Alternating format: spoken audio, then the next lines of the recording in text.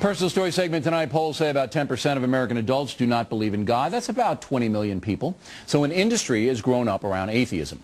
Challenging that industry is actor Kirk Cameron, who became famous in the sitcom Growing Pains. And we got each other, sharing the laughter, love. His friend Ray Comfort. The atheist's nightmare. Tonight on ABC News' Nightline, they will debate two atheists. And Kirk Cameron joins us now from California.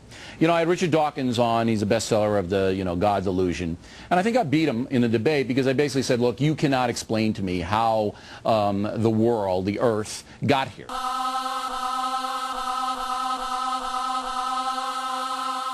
You just don't have it. You can blather all day long, but you don't have it. So, to me, I'm throwing in with an oversight, a higher power that made everything happen. And it was an interesting debate. But I know that I didn't convince Richard Dawkins about anything, and you're not going to convince these atheists tonight on Nightline, so why bother? Well, because of the fact that I was once an atheist, so I know how they feel and how they think.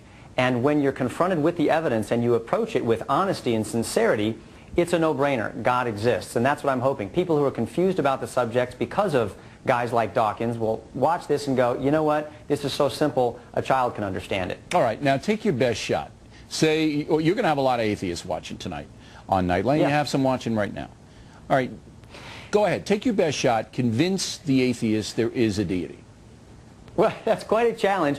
Please watch the entire content tonight, but give me 60 seconds and I'll give it my best shot.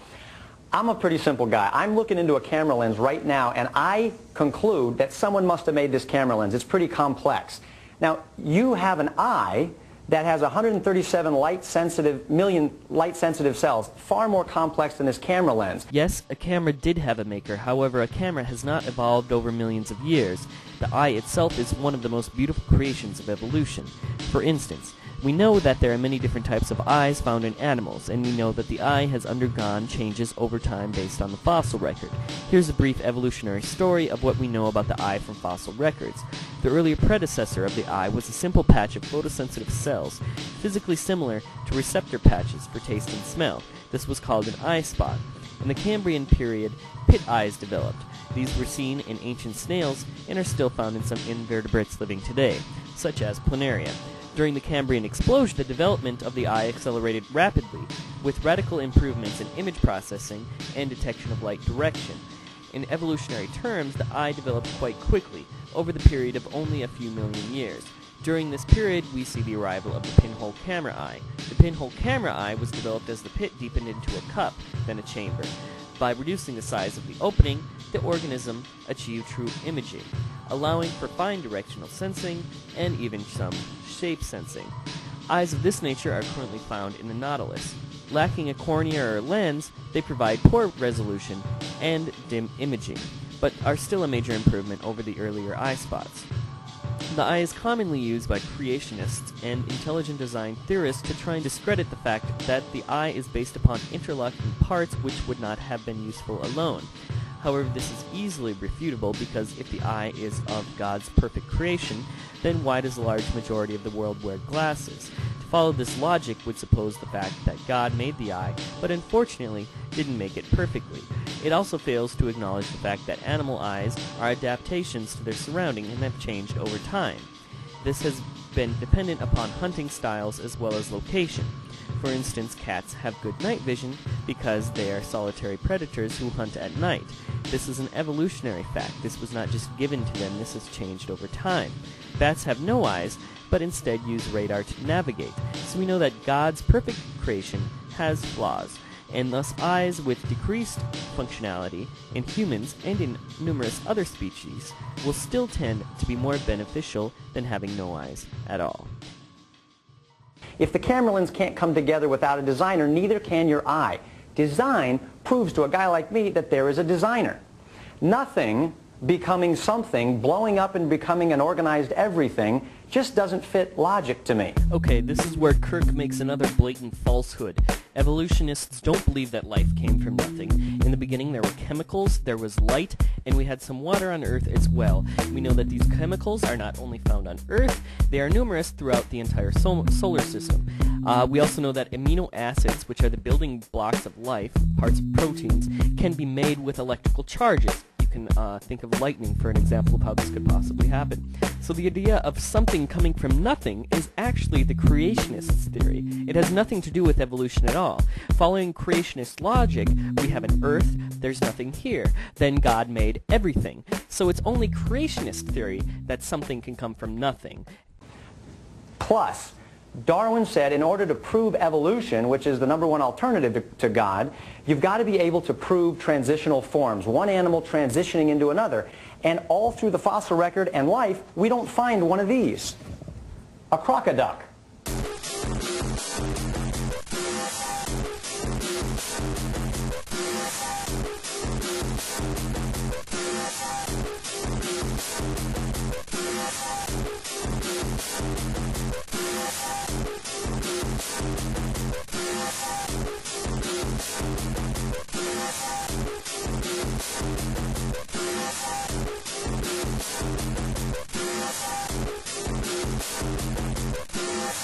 And all through the fossil record and life, we don't find one of these.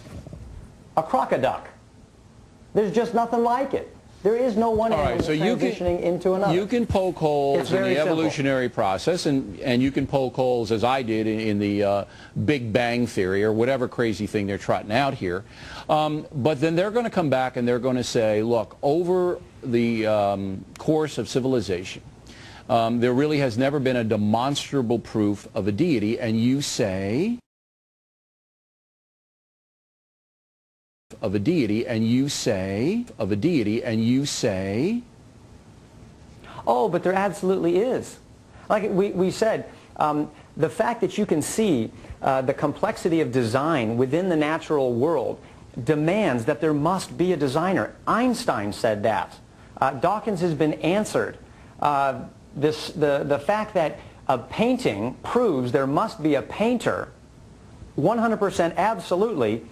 The human body proves there must be a designer because of its complexity and because of the information we can see down at the DNA level. It's interesting. There is no other explanation. The argument you're making is interesting. It's along the lines of my argument, because I say, listen, sun goes up, sun goes down, tide comes in, tide comes out. There's no miscommunication. Yeah. There's a storm, there's regeneration, and it would be a leap of faith far beyond believing in Jesus or Buddha or Allah to think that it just accidentally got that way.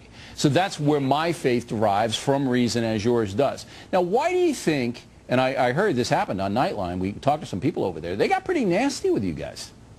Yeah, well, I was thinking, what did I get myself into? I mean, they were so angry that at the very end of the debate, the lady says, I would, you know, for people who don't believe in God, they're sure pretty angry with them. I mean, she said, I'd rather go to hell than to believe in a megalomaniac like God. That's pretty harsh language, and you'll hear that tonight. There's a lot of bitterness on the atheistic side, but there's some bitterness in the religious community as well, and we've seen intolerance at that level. Look at the jihadists. I mean, look at these people in the name of Allah blowing up babies. So I think but it'll be interesting for the audience to see how you and your partner Comfort act tonight and how your opposition act. Mr. Cameron, always good to see you. Thanks for taking the time. We appreciate it. Unstoppable!